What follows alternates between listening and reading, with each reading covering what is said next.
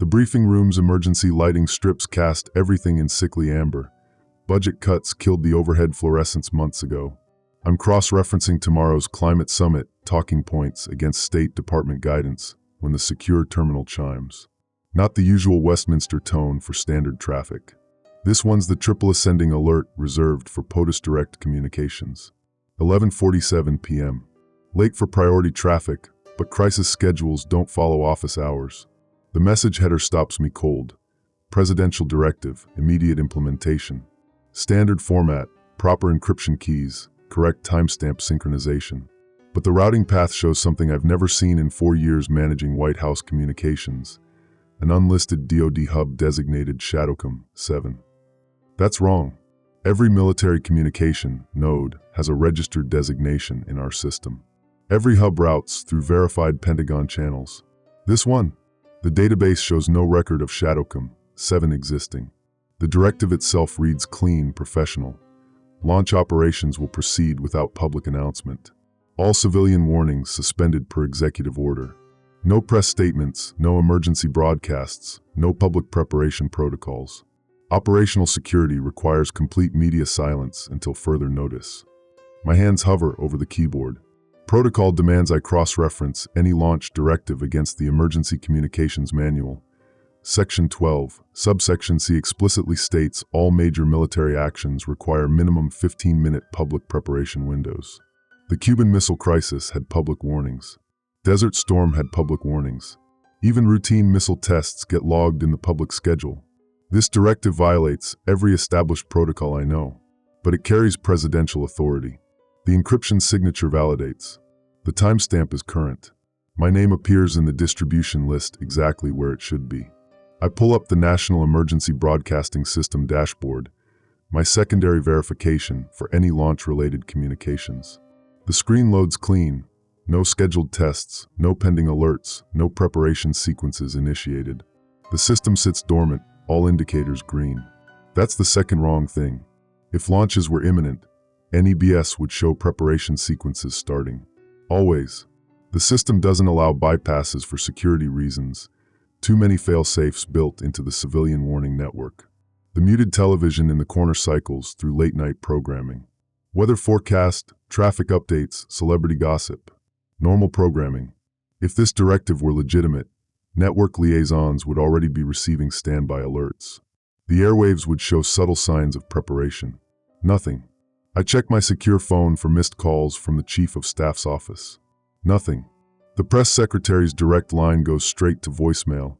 Not unusual for midnight, but protocol requires his availability for any POTUS Direct communications involving public statements or their suspension. The directive specifies launches at 0:30 hours, 43 minutes from now. My training kicks in, verify source, confirm authority, execute orders. Simple sequence I've followed hundreds of times managing crisis communications. But verification keeps hitting dead ends. The DoD hub doesn't exist in our registries. Emergency broadcasting shows no operational awareness. Key personnel remain unreachable. And yet the directive sits on my terminal, presidential seal authenticated, demanding immediate compliance with procedures that shouldn't exist. I reach for the Emergency Communications Manual, physical copy, not digital. For years of experience taught me to trust hard copy protocols when electronics start behaving strangely. The spine cracks as I flip to Section 12. The text is clear. All major military operations require civilian preparation protocols. No exceptions authorized without Joint Chiefs approval and congressional notification within 48 hours. This directive mentions neither. Outside the briefing room, the White House operates in its usual late-night quiet. Security makes their rounds. Maintenance staff finishes cleaning protocols. Everything normal, everything routine.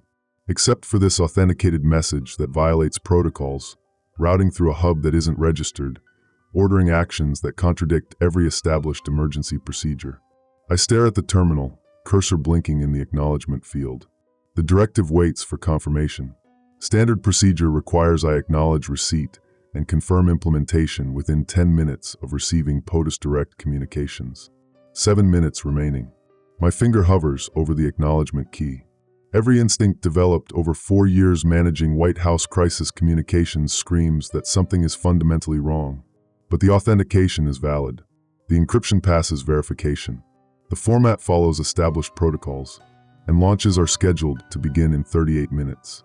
I acknowledge receipt with a standard confirmation, buying time while my mind processes the inconsistencies. For years, managing White House communications taught me to trust verification protocols above all else.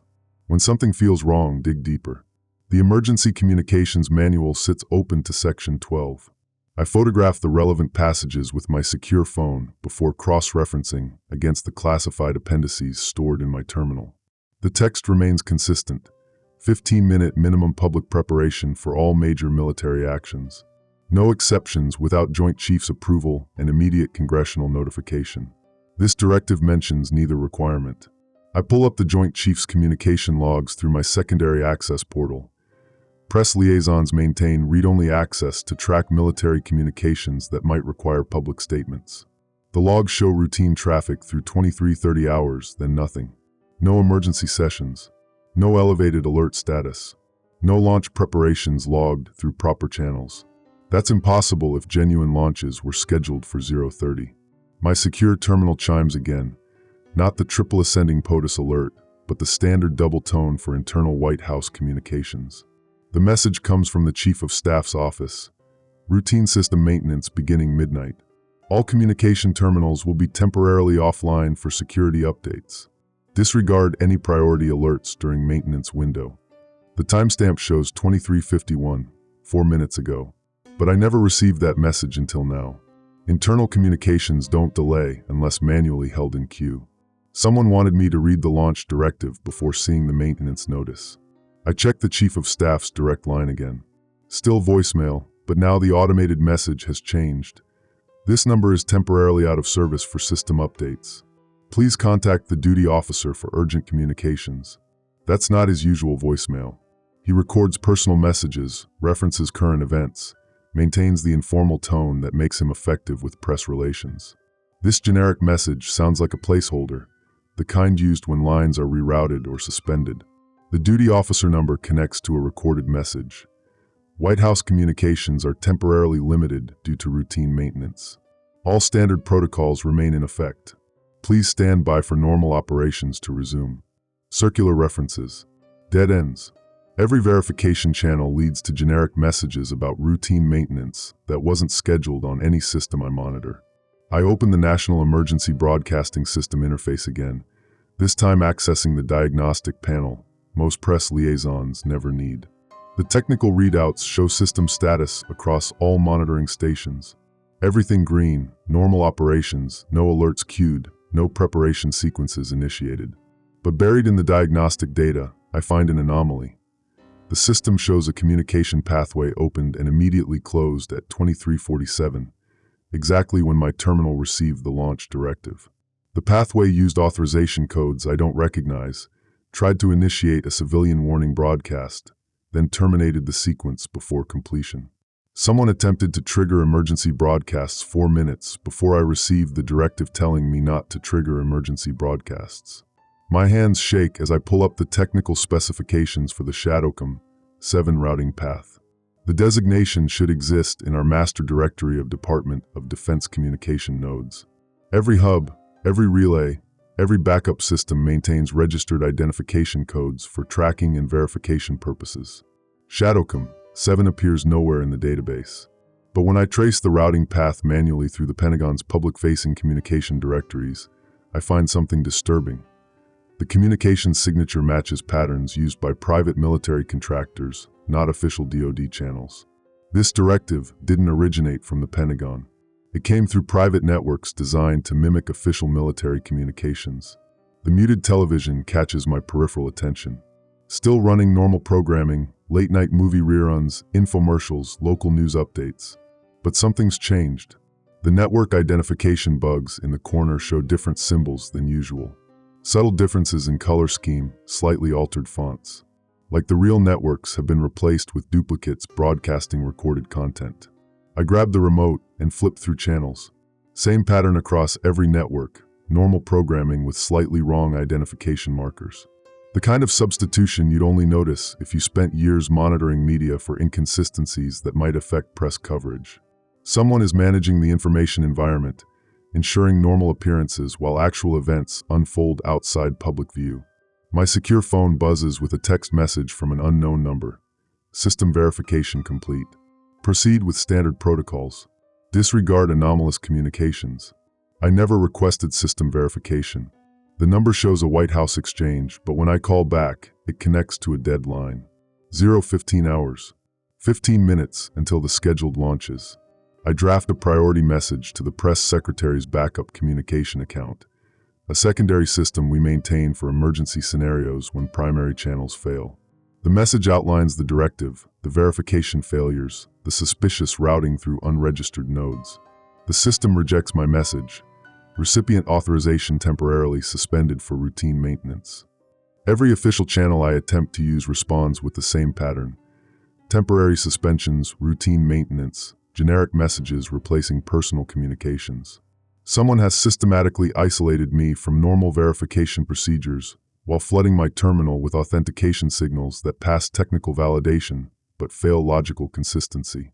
The launch directive sits on my screen, presidential seal glowing with verified encryption signatures, demanding compliance with procedures that violate every protocol I've spent 4 years learning to implement. Outside my window, I notice unusual activity in the parking area. Black vehicles that aren't part of the standard Secret Service fleet. Men in suits carrying equipment I don't recognize. Movement patterns that suggest perimeter establishment rather than routine security. They're preparing for something, or preventing something. I reach for the physical phone, the landline system that predates digital communications, maintained as a backup for scenarios when modern systems fail or face compromise. The line is dead. Not disconnected, not rerouted, completely silent, without even the ambient electrical hum that indicates active circuitry. Someone cut the landlines. My training protocols are clear. When verification systems fail, when official channels produce contradictory information, when physical security shows anomalous patterns, assume compromise and activate emergency communication procedures. But my emergency communication procedures require access to the systems that have been compromised or suspended. The cursor still blinks in the acknowledgement field. 10 minutes past the standard confirmation deadline. The directive waits for implementation, while every verification method I attempt produces dead ends or suspicious responses. Launch is scheduled in 11 minutes. I open a new document on my terminal and begin typing. Priority alert, potential communication compromise in progress. Unable to verify launch directive through established channels. Recommend immediate investigation before proceeding with any military operations. The save function fails. File access temporarily restricted for system maintenance. I try printing the document. The printer responds with an error message. Device unavailable during security update protocol. Every method I use to preserve or transmit this information produces the same response. Temporary restrictions, system maintenance, routine updates. All perfectly reasonable explanations that become sinister in their consistency.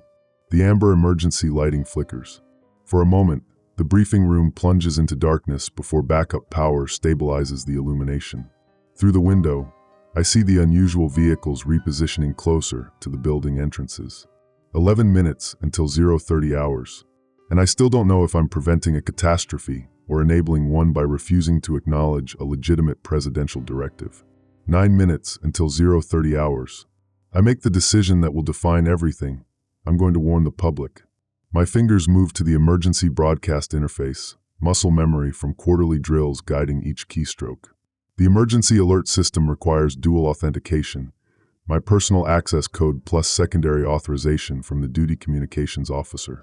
The same duty officer whose phone has been dead for 47 minutes. Override protocols exist for exactly this scenario. When secondary authorization fails during genuine emergencies, press liaisons can initiate alerts using enhanced personal authentication, biometric scan, voice verification, and emergency authorization code known only to 12 people in the White House. I place my thumb on the biometric scanner. Green light confirms identity. Emergency broadcast authorization requested. State credentials and purpose. The synthetic voice echoes unnaturally in the darkened room. This is Catherine Mills, White House press liaison. I need to initiate immediate civilian warning for potential military action. Voice pattern confirmed. Please enter emergency authorization code. I enter the 16-digit emergency code, each number burned into memory through monthly drills. Using it without proper secondary authorization constitutes federal violation if I'm wrong. But allowing civilian casualties without warning constitutes something worse if I'm right. I enter the code. Authorization accepted. Please compose emergency alert message. The cursor blinks in the message field. 60 seconds to draft words that might save lives or cause mass panic based on analysis that could be completely wrong. I begin typing. Emergency alert. Unconfirmed reports indicate potential military action may occur within the next 10 minutes. This has not been officially announced. Citizens should immediately seek shelter and monitor official channels for updates. This alert issued by White House Communications based on. The screen dies instantly. Complete power loss to my workstation, while emergency lighting and other systems continue normal operation. Someone killed power specifically to my terminal. My backup tablet shows no network access. Every Wi-Fi network, including the secure White House internal system, has vanished. The landline phone remains dead.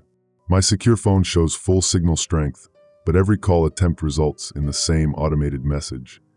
Communication services are temporarily suspended for your security. Please stand by for normal operations to resume. 7 minutes until 0:30. Footsteps in the hallway outside. Multiple people moving with the measured pace of security personnel conducting sweeps rather than responding to emergencies. I recognize the sound, soft-soled shoes on marble flooring, the slight electronic crackle of radio communications, the deliberate spacing that indicates tactical formation. But these aren't Secret Service movement patterns. 4 years of press briefings taught me to recognize their operational sounds, the way they position during high-security events, their communication rhythms during threat assessments. This sounds like military security, or private contractors using military procedures. I move to the window overlooking the north lawn. The black vehicles have multiplied, 12 now, arranged in a perimeter pattern that blocks all normal exit routes. Men in tactical gear establish positions behind concrete barriers that weren't there when I entered the building 2 hours ago. They've been planning this for longer than the directive's timestamp suggests. A key turns in the briefing room door. I didn't hear anyone approach. These weren't the hallway footsteps I noticed. Someone used a master key to unlock the door while moving with perfect silence. 2 men enter wearing suits that scream federal authority but lack the subtle identifiers that mark actual Secret Service agents. No lapel pins indicating current assignment rotation. No communication earpieces with the specific model used by White House details. Shoes too perfect, the kind of polished appearance that suggests recent assignment rather than daily familiarity with the building. Ms. Mills. The first man speaks with a slight accent I can't place, not foreign, but regional inflection that doesn't match District of Columbia patterns. We need to speak with you about the communication anomaly. Communication anomaly. Not the directive you received or the emergency alert you attempted. They know exactly what I've been doing, but they're describing it as an anomaly rather than an appropriate response to suspicious communications. I was following standard verification procedures. I reply, keeping my voice level despite the adrenaline. When directives come through unregistered channels, protocol requires. Protocol has been suspended during the current security exercise. The second man interrupts. You received notification of the maintenance window. Continuing to access restricted systems during scheduled updates constitutes a security violation. Security exercise. Not emergency maintenance, not routine updates. They're calling it an exercise, which implies planned activity rather than genuine system problems. What kind of security exercise requires isolating communications staff from verification procedures? I ask. The men exchange glances. The first man steps closer to my disabled workstation, examining the blank screen with apparent interest. The kind that tests our ability to maintain operational security when standard procedures might be compromised. You've been selected as a test subject, Ms. Mills. Your responses help us evaluate system vulnerabilities. 6 minutes until 0:30. Are the launches real? The question emerges before I can stop myself. The second man smiles, the first genuine expression either has shown since entering. That's the test, isn't it? Whether you can function effectively when you can't verify the reality of the situation. How do you make decisions when all your usual methods of confirmation have been compromised? It's a non-answer that confirms my worst fears. They won't tell me if civilian lives are actually at risk because my uncertainty is the point of the exercise. Either they're testing my ability to follow orders despite procedural violations, or they're testing my willingness to attempt public warnings despite lacking confirmation. Both options terrify me, but for different reasons. I need to warn people, I say, moving toward the door. The first man steps sideways, not quite blocking my path, but making clear that leaving would require pushing past him. The test ends at 0:30 hours. At that time, you'll be debriefed on your performance and informed about the actual nature of tonight's exercise. Until then, we need you to remain in this room.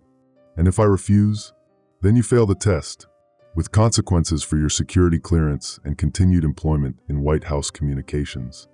5 minutes until 0:30. The choice crystallizes with brutal clarity.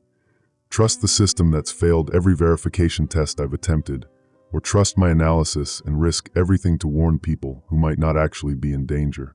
But there's a third option. I pull out my personal phone, not the secure device, but my civilian smartphone with normal network access. The screen shows the same "no service" message that's appeared for the last hour.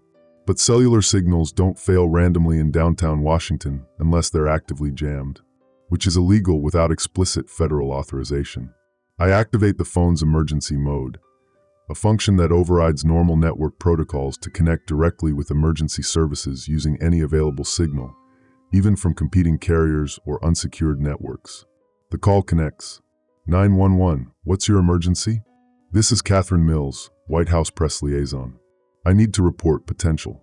The first man moves faster than I expected, grabbing my phone with practiced efficiency. But the call remains connected. 911 emergency systems require specific procedures to terminate, and simply ending the call triggers automatic callback protocols. 911 operator, are you still there? The voice comes through the phone's speaker, now in the man's hand. He looks at his partner, who nods once. The second man speaks into the phone. This is Agent Morrison, Secret Service. We have a White House employee experiencing a medical emergency. Please disregard any statements made during this call and cancel emergency response protocols.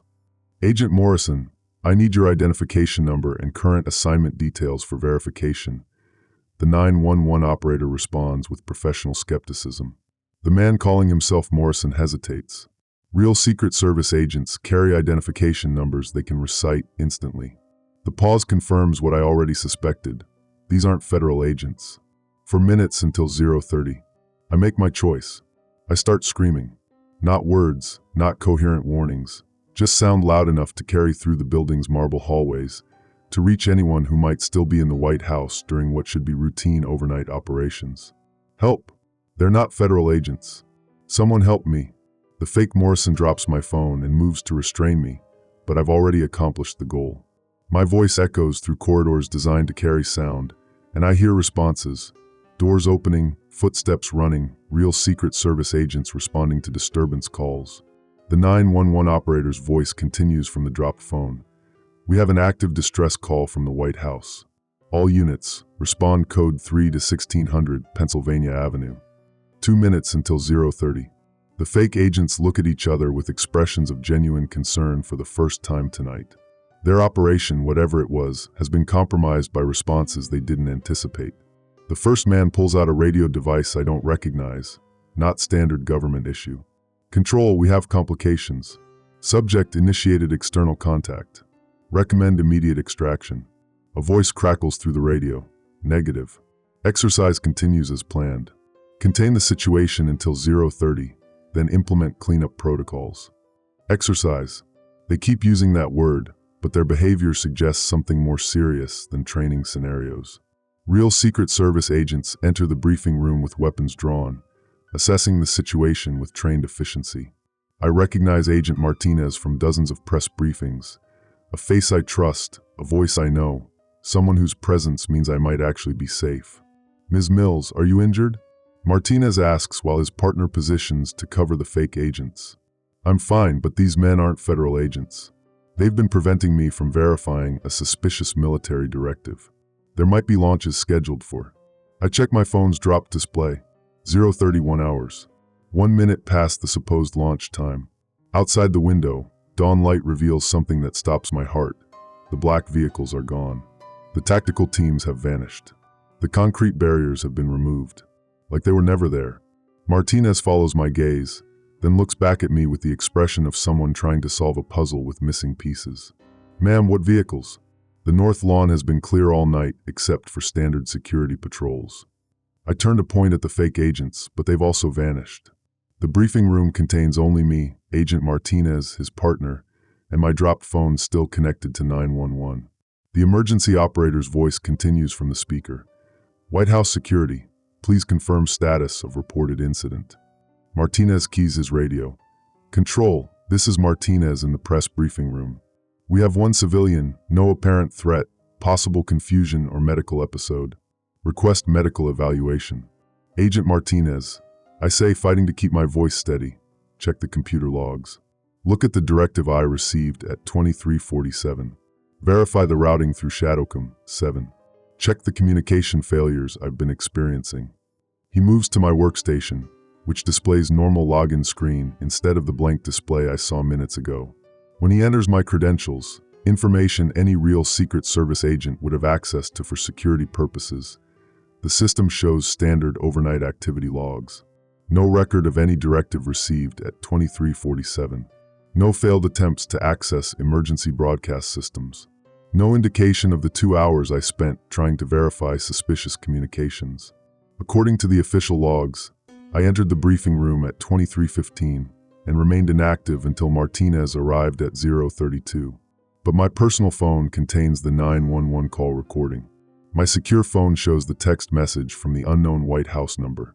The physical evidence of my experience exists, even if the official systems have been scrubbed clean.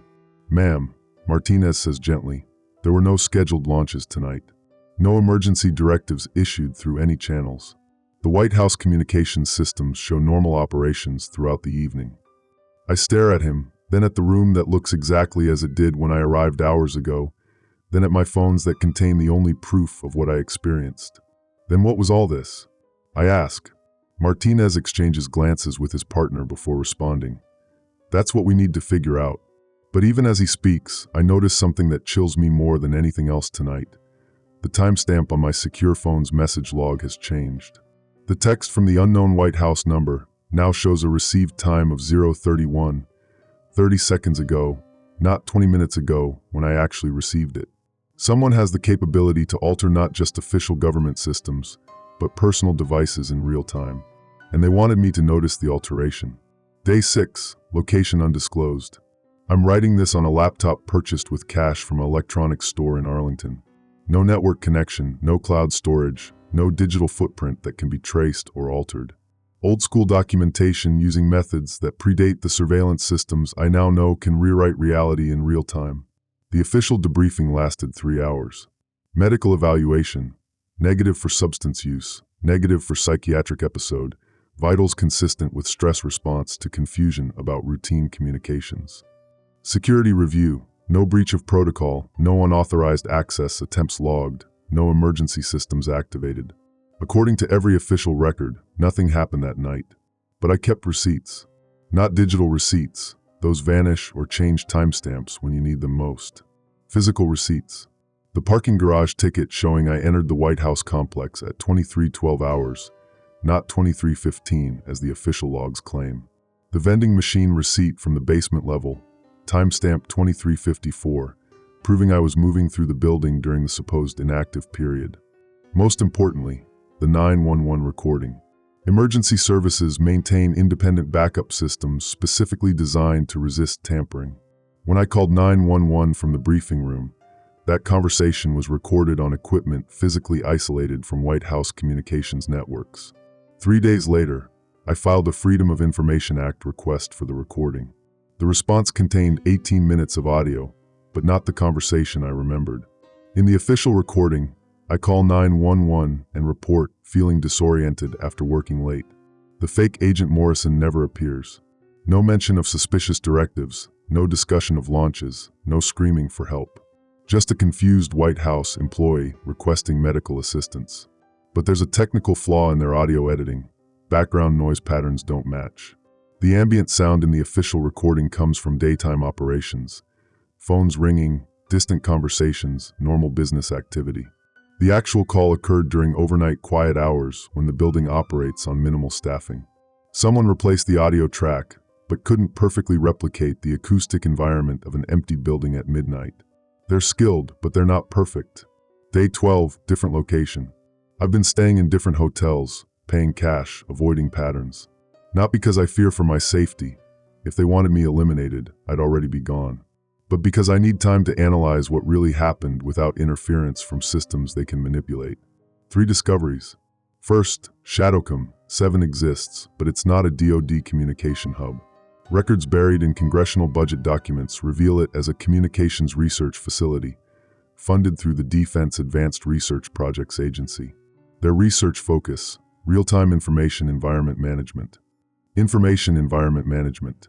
Military terminology for controlling what people believe is true. Second, the timestamp alterations on my personal devices weren't random. Analysis of the phone logs reveals a pattern. Every modification occurred at intervals of exactly 4 minutes and 17 seconds. That's not random system drift or manual editing. It's algorithmic alteration following programmed parameters. They're testing automated reality modification systems. And I was the test subject. Third, I'm not the only one. Careful research through news archives reveals similar incidents over the past 18 months. A Pentagon analyst who reported receiving impossible briefing materials that disappeared from all records. An FBI communications specialist who claimed her secure phone showed text messages from numbers that never existed. A CDC epidemiologist who insisted she'd been ordered to suppress data, despite no official record of such orders. All dismissed as stress-induced confusion. All quietly reassigned to different positions. All describing experiences involving communication systems that behaved impossibly. We're all technical people. People who understand exactly how these systems are supposed to work. People whose testimony about system failures would normally be considered credible. Which makes us perfect test subjects for measuring the effectiveness of reality manipulation technology. Day 18, final entry. I know they're reading this. Not because I'm paranoid, but because I designed the test. Yesterday I typed a fake final entry claiming I was returning to normal life, convinced I'd experienced a medical episode. I saved it to this offline laptop, then immediately rewrote it with this actual final entry. This morning, the fake entry had been replaced with this real one. Someone accessed a computer with no network connection, in a room I'd checked for surveillance devices, through a lock I'd personally secured. They read my decoy text, realized it was false, and deleted it to prevent me from proving external access. By trying to hide their capabilities, they confirmed them. The technology exists to alter digital records in real time, to modify personal devices remotely, to coordinate false flag operations using personnel who appear to be federal agents but aren't traceable through official channels. But they made one critical error in their testing protocol. They chose subjects who understand technical systems well enough to detect the manipulation. I spent 4 years managing White House communications. I know every protocol, every backup system, every failure mode our equipment can experience naturally. What happened that night fell outside the parameters of any possible technical malfunction. It was a live test of psychological warfare capabilities against domestic civilian personnel. And they wanted me to know it was a test. The question isn't whether the launches were real. They weren't. The question is whether the test was successful. Did they prove they can make a competent professional doubt their own perceptions? Can they create situations where trained personnel will disregard official protocols based on manufactured evidence? Will experienced government employees accept gaslighting as medical confusion rather than pursuing investigation? For most people, yes. But I have one advantage they didn't account for. I document everything obsessively. Professional habit from years of press briefings where every word gets scrutinized. They can alter digital records, but they can't change my written notes taken in real time, witnessed by people who exist independently of their controlled environment. Agent Martinez is real. His responses were genuine confusion, not scripted performance. The 911 operator followed actual protocols, not manufactured procedures.